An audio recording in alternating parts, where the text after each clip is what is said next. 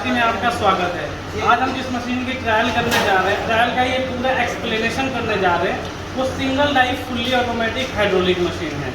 इसको single die में all in one machine भी इसको आप बोल सकते हैं। इस पर पेपर प्लेट के साथ साथ स्लीपर का भी चला सकते हैं। सारी चीज़ में माउंटिंग वाला हम सारी चीज़ें लगाते हैं कि जब एक चीज़ से स्विच करना हो दूसरे चीज़ में, यानी कि एक प्रोडक्ट से दूसरा किसी अलग टाइप का प्रोडक्ट बनाना हो तो आपको अलग से मशीन लेने की ज़रूरत नहीं। इसी में थोड़ा सा कस्टमाइज़ करिए मशीन को। पेपर प्लेट चलाना है तो पेपर प्लेट चलाइए और स्लीपर चलाना है तो स्लीपर चलाइए।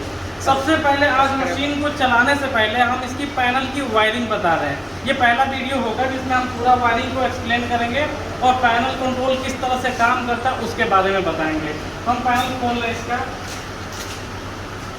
पहले ऊपर की कंपोनेंट देख लीजिए। इसका ये क्या होता है, डिजिटल मीटर होता है। इससे कितना देर तक सिलेंडर नीचे जाना है, कितना देर तक रोकना है, फिर कितना देर में ऊपर जाना और कितना देर ऊपर रोकना है। यानी कि पूरा प्रोडक्शन जो है इसके डिजिटल स्विच से ही स्टार्ट होता है।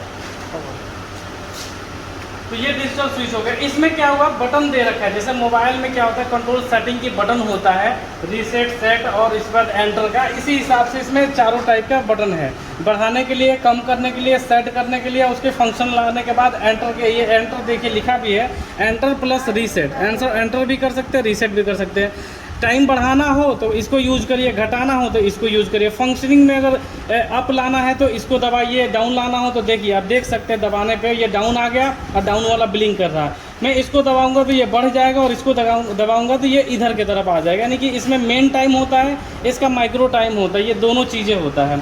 इसके अलावा अगर मैं यहाँ पे एंटर कर देता हूँ तो ये पूरी फंक्शनिंग होता है। इसके अलावा ये कितना पंच मारेगा, यानी कि कितना पेपर प्लेट निकालेगा, उसकी भी काउंटिंग होगा। देख सकते हैं 154 पंच हमने ट्रायल पे अभी तक मार चुका है, यानी 154 पीसेस का ये प्रोडक्शन कर चुका है। इसके साथ हम आते हैं, अभी तो इसकी पूरी फंक्शनिंग हम आपको सेट करके दिखाएंगे। इसके साथ ये ऑन ऑफ है। इसमें क्या होता है कि जब इसको ऑन करते हैं तो पूरी मशीन में लाइन चली जाती है और मोटर स्टार्ट हो जाता है कॉन्टैक्टर के थ्रू। इसके अलावा ये अप का इंडिकेटर है, ये डाउन का इंडिकेटर है। अगर अप दबाएंगे तो ये क्लिक होगा, डाउन दबाएंगे तो ये क्लिक होगा। इसमें इस स्विच में दोनों फंक्शन होता है। जैसे मशीन हम बोलते हैं मल्टीपर्पज़ के लिए है, तो ये अभी देखिए ऑटो पे ये स्विच लगा हुआ है। इसको आप मैनुअल भी कर सकते हैं और इसको ऑटो भी कर सकते हैं। ये दोनों इसमें फंक्शनिंग एक ही में मल्टीपर्पज़ के लिए स्विच दे रखा है और इसका इंडिकेटर ये रहा। इसके अलावा 2 हीटर हमने दे रखा है, क्योंकि एक हीटर इधर दिखा दो, एक हीटर ऊपर के लिए लगता है और एक हीटर नीचे के लिए। उसी दोनों हीटर को कंट्रोल करने के लिए 2 हीटर भी लगे हुए हैं इसमें। इसको क्लिक करेंगे तो ये इंडिकेट करेगा, इस हीटर का इंडिकेटर ये रहा। अब हम आपको अंदर की, इस पैनल की अंदर की वायरिंग समझाने जा रहे हैं कि कौन से कंपोनेंट की वायरिंग किधर से की जाती है। अब देखिए यही पैनल के अंदर के हिस्सा है। सबसे पहले हम इसकी वायर हटा देते हैं कि हाथ में ना लग जाए। सबसे पहले अगर हमारा इसमें क्या होता है, जब मैनुअल मोड में हम चलाते तो हमें फुट की ज़रूरत पड़ती है। ये रहा इसका फुट, देख सकते हैं आप, ये फुट है। इसको पैर से, जब हाथ हमारा इंगेज रहता है तो हम पैर से ये कंट्रोल करते हैं। तो ये फुट है। इसको जब हम मैनुअल मोड में, इसको सेमी मोड में चलाते हैं तो इसी का सबसे ज़्यादा यूज होता है। इसको देखिए ऐसे पैर से प्रेस कर देंगे, क्योंकि सेमी मोड में हमारा दोनों हाथ इंगेज रहता है पेपर प्लेट या रॉ मटेरियल को डालने में। तो वहाँ पे हम पैर का इस्तेमाल कर सकते हैं मशीन को ऑपरेट करने के लिए। इसकी वायरिंग देखिए, हम ज़्यादातर ये कोशिश करते हैं कि जो भी पैनल हो, जिसकी भी वायरिंग करनी हो, वहाँ पे हम उसका मार्किंग कर देते हैं या फिर लिख देते हैं। फुट का देख सकते हैं, सबसे टॉप वाला जो होगा 1 फुट का मेन और उसका एक न्यूट्रल, दोनों लाइन का ये देख सकते हैं आप। इसके नीचे लिखा होगा डाउन। ये डाउन जो आप देख रहे हैं तो ये सिलेंडर की आ जाता है। सिलेंडर में 3 फंक्शनिंग होता है, डाउन, न्यूट्रल और अप। तो इसमें हम क्या करेंगे कि डाउन वाले में डाउन का वायर चला जाता है, न्यूट्रल वाले में न्यूट्रल का। और अप वाले में एक चीज़ समझना है, चूँकि हम क्या करते हैं, सिलेंडर को कितना ऊपर जाना है उसके लिए लिमिट स्विच लगाते हैं। तो एक लिमिट स्विच का वायर क्या करेंगे, इसमें डाल देंगे। चूँकि लिमिट स्विच, आप रुकिए मैं दिखा देता हूँ। ये लिमिट स्विच है। लिमिट स्विच से आप देख सकते हैं कि 2 तार जाते हैं लिमिट स्विच, एक न्यूट्रल का, एक मेन का। अब इधर आ जाइए, तो इसमें क्या होता है कि अप वाले में एक ये अप आपको दिख रहा होगा, तो हम क्या करेंगे कि डाउन वाले में तो जुड़ गया, अप वाले में क्या करते हैं कि एक लिमिट स्विच का वायर जोड़ देते हैं और जो अप का एक स्लॉट खाली रह रहा उसमें लिमिट स्विच का दूसरा तार जोड़ देते हैं। इस तरह से वायरिंग होता है कि जो इलेक्ट्रिसिटी होता है, कमांड जो होता है, लिमिट स्विच से हो करके पैनल की तरफ जाता है अप और डाउन जाने के समय में। तीसरा आते हैं, अब इसके बाद जो नीचे देख रहे होंगे अप तक वायरिंग करने के बाद आपको दिख रहा होगा H2N और H1, यानी कि हीटर की वायरिंग है इसमें। हीटर पहला और दूसरा हीटर, हर हीटर में से 4 तार दो तार निकलेगा इसमें से, हीटर 1 में से 2 तार, हीटर 2 में से 2 तार। तो हम क्या करेंगे, दोनों हीटर में का एक तार को न्यूट्रल बना लेंगे। तो एक तार को जब न्यूट्रल बनाएंगे तो टोटल 3 तार हो जाएगा। 3 तार हो जाएगा तो अप वाले हीटर को हम क्या कर देंगे, इसमें जोड़ देंगे। न्यूट्रल तो इसमें ऑलरेडी जोड़ रखा है आपने, और डाउन वाले को इसमें जोड़ देंगे न्यूट्रल, फिर इसमें आ जाएगा। रोक दो थोड़ी देर के लिए। सेकेंड लास्ट जो ऑप्शन आता है मोटर का, मोटर में 2 ही तार लगते हैं, एक तो न्यूट्रल लगता है, एक मेन लगता है। हमने लिख भी रखा है, देखिए।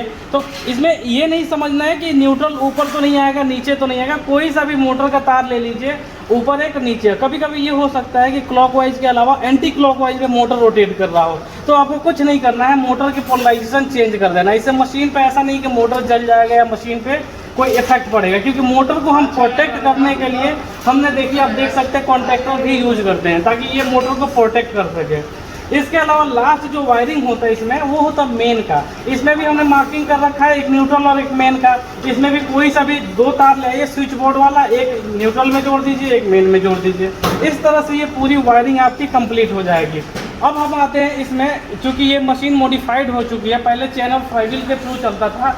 अब आप देख सकते हैं इसमें मोटर लगा हुआ है रोलर को रोटेट करने के लिए। ये रहा मोटर हो, इसका सिर्फ इतना काम है कि रोलर को ये रोटेट करता रहे ताकि पेपर प्रॉपर तरीके से अंदर जाती रहे।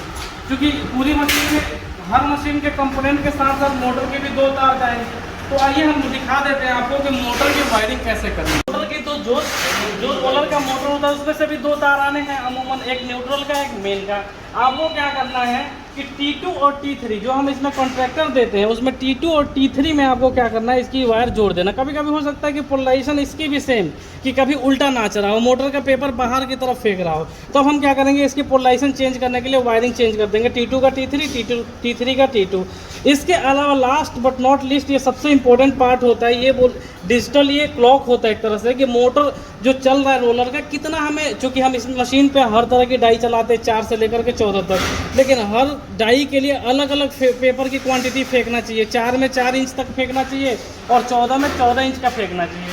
तो इसके लिए क्या कर सकते हैं, इस क्लॉक को आप रोटेट करके इसके पेपर की क्वांटिटी को बढ़ा सकते हैं और बढ़ा भी सकते हैं। तो ये हो गई पूरी पैनलिंग की एक्सप्लेनेशन। आई होप आप लोगों को समझ में आ गया होगा। ये पैनल हो गया, एक बार मैं बाद में एक और वीडियो बनाऊंगा दूसरी मशीन के ट्रायल में, उसमें और अच्छे से एक्सप्लेन कर दूंगा आपको। तो ये हो गया हमारी वायरिंग। इसके अलावा लास्ट एक चीज़ और रह जाता है ब्लोअर की। जी ब्लोअर की वायरिंग जब होता है, इसके लिए अलग से इसमें पोर्ट नहीं दे रखे हैं। इसमें क्या होगा, ब्लोअर का एक अप वाले में आ जाएगा और एक न्यूट्रल वाले में आ जाएगा, तो ब्लोअर चलने लगेगा। जैसे कट करके ऊपर की तरफ जाएगा तब तक ब्लोअर, इसको कमांड मिलेगा अप वाले को, तो वो ब्लोअर को साथ साथ कमांड दे देगा। तो उसी कमांड पे ब्लोअर भी जब अप जाएगा तो ब्लोअर हवा फेंक देगा, उससे जो कटेड पीस होगा वो बाहर की तरफ निकल जाएगा। हम इस मशीन को रन करके दिखाते हैं। हमने वायरिंग सीख लिया, मशीन के बारे में पूरी एक्सप्लेनेशन हो गई। इसमें 4 से लेकर 14 तक कोई सी भी डाई चला सकते हैं। अभी जो हम डाई यूज कर रहे हैं वो 12 इंच का प्लेन प्लेट यूज कर रहे हैं, और जो पेपर यूज कर रहे हैं वो हम 120 GSM का पेपर यूज कर रहे हैं। अब हम इस मशीन को रन करके आपको दिखाते हैं कि मशीन की चले कैसे। इसमें एक चीज़ अभी बाकी है, पेपर गाइड। पेपर गाइड जब हम लगा देते तो ये पेपर और प्रॉपर तरीके से फेंकने लगता है। अभी चूँकि हम टेस्ट ही कर रहे हैं मशीन को, क्योंकि ये डिस्पैच होने वाला है, इसलिए हम पेपर गाइड नहीं लगाए। चलिए हम रन करके आपको दिखाते हैं। ये है मोटर का, हमने मोटर को करंट दिया। ये मैनुअल मोड में है। मैनुअल मोड में जितना ऊपर करेंगे उतना ऊपर जाएगा, जितना नीचे करेंगे नीचे जाएगा। इसको हम ऑटो मोड में कर देते हैं। ये मैंने बताया था आपको वीडियो के स्टार्टिंग में ही, ये फुट है, इसको पैर से ऑपरेट करने के लिए, तो मैं दिखा देता हूँ आपको पैर से ऑपरेट करके। ये हमने नीचे रख दिया और इसे पैर से पुश किया, तो देखिए यहाँ पे चलना स्टार्ट हो गया।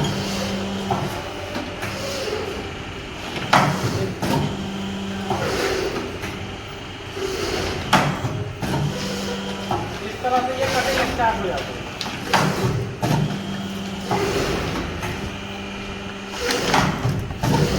हम इस मशीन में हम आपको सबसे इम्पोर्टेंट पार्ट, जो मशीन की सबसे इम्पोर्टेंट पार्ट होती है, प्रोडक्शन उसी पे डिपेंड करता है, वो है इसका टाइमर। हम इस मशीन में आपको टाइमर सेट करके दिखाते हैं कि टाइमर से कैसे मशीन को सेट किया जाता है। टाइम अगर ऊपर नीचे हो जाता है, ये कभी कभी क्या होता है, इसमें प्रॉब्लम क्या क्या आती है, ये नीचे पंच किया लेकिन यहाँ प्रॉपर तरीके से पहुँचा नहीं और फिर ऊपर चला गया, ऊपर बिल्कुल होल्ड नहीं हुआ, फिर नीचे आना स्टार्ट हो गया। ये बहुत ज़्यादा फंक्शनिंग इसकी थोड़ा सा कम्प्लेक्स होता है। तो इसमें हम क्या करते हैं कि टाइमर को हम आपको एक्सप्लेन करते हैं, जिसके बाद आपको ये करना बहुत ही ईजी हो जाएगा। ये होता है सेट का बटन। इससे अगर इसको आप एक तरह से बोल सकते हैं जिस तरह मोबाइल में ऑपरेट करते हैं, ये मेनू का बटन है। इससे आप हर फंक्शन इसमें शो करेगा।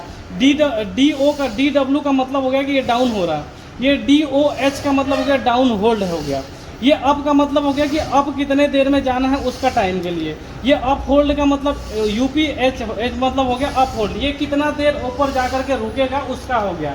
ये हो गया सेमी मोड के लिए।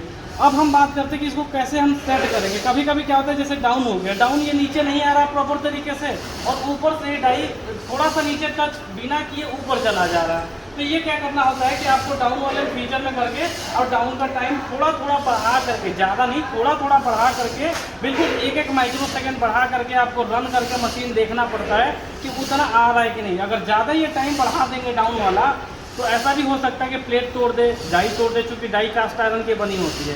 तो इसमें हमें माइक्रो सेकेंड वाला होता है, ये सेकेंड वाला होता है। तो माइक्रो सेकेंड वाला आपको थोड़ा थोड़ा बढ़ाना है इसको।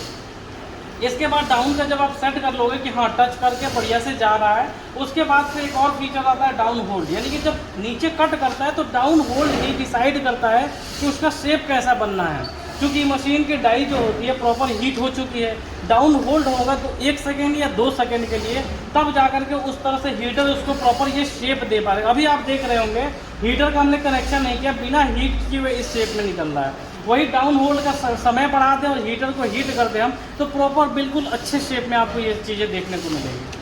इसके ये जब डाउन होल्ड का आप जब सीख जाएंगे, डाउन होल्ड का आपका मशीन सेट हो जाएगा, उसके बाद से फिर क्लिक करना अप के लिए कि अब अप जाने के बाद कितनी बार क्या होता है कि डाउन आपका आया, नीचे कट किया, कट होने के बाद पूरा ऊपर अपने पोजीशन फाइनल पोजीशन पे जाए बगैर ही नीचे पंच हो जाता है। उस केस में क्या कर सकते हैं आप कि अप होल्ड को ये, उस केस में आप क्या कर सकते हैं, अप का टाइम थोड़ा थोड़ा माइक्रो सेकेंड बढ़ा सकते हैं। कभी कभी ये भी होता है कि बहुत ज़्यादा बढ़ा हुआ हो, यानी कि अपने पोजीशन से ऊपर, उसके लिए हम क्या कर रखे हैं कि ये बहुत ज़्यादा आगे ना बढ़े। यहाँ देख सकते हैं आप लिमिट स्विच हमने लगा रखा है कि ये लिमिट करता है इसके अप पोजीशन को, यानी डाउन का कोई लिमिट नहीं है, अप का लिमिटेशन है कि इससे ये लिमिट स्विच काट देगा। इससे क्या होता है कि कभी कोई खतरे होने का डर नहीं रहता कि कोई डेंजर ना हो जाए या इसके ऊपर जाकर सिलेंडर टूटने उठने का कोई डर ना हो। तो लिमिट स्विच हमने लगा रखा है, अप के लिए डरने की कोई बात नहीं होती। लेकिन इसमें हमें क्या करना, तो अप का थोड़ा थोड़ा टाइम अगर ज़्यादा है तो कम करिए, कम करने के लिए ये इस पर बिलिंग कर रहा है माइक्रो सेकेंड पे, तो ये अगर बढ़ाऊंगा तो बढ़ेगा, 2 सेकेंड के ऊपर जाएगा। इसको मैं बिलिंग करूंगा तो ये देखिए बिलिंग करने के बाद ये बिलिंग वाला बटन हम इसको दबाते हैं तो ये आगे की तरफ बढ़ता जाता है। यहाँ तक कि हम इसको मिनट में भी कर सकते हैं कि 1 मिनट में एक ही पंच मारे। वो मोटे सीट के लिए और स्पेशल पर्पज़ के लिए होता है, मेनली पेपर प्लेट के लिए एक्सप्लेन कर रहे हैं। आपने किया, उसके बाद अप देख लिया, अप के बाद आप देख लिया माइक्रो सेकेंड, उसके बाद से ये बिलिंग आपको इधर कर दिया आपने। अब इसको बढ़ा भी सकते हैं, घटा भी सकते हैं, क्योंकि ये रिपीट होता रहा तो 1 2 3 4 5 6, उसके बाद 7 8 9 के बाद फिर देखिए 0 हो जाता है। उसके बाद अप वाला जब सेट कर रखा है आपने कि हाँ अप इतना तक जाना है, तो अब इसमें पोजीशन आ जाएगा कि अप होल्ड का। तो देखिए अप होल्ड का हमने 0 रखा है कि ऊपर जाए टच होते हुए नीचे चला है। तो कभी कभी क्या होता है कि पेपर अलग स्पेशल का होता है, तो पेपर आने में आगे या रॉ मटेरियल रखने में टाइम लगता है, तो उसका भी आप कर सकते हैं सेट करके। अप होल्ड का टाइम 1 सेकेंड 2 सेकेंड उस हिसाब से रख लीजिए।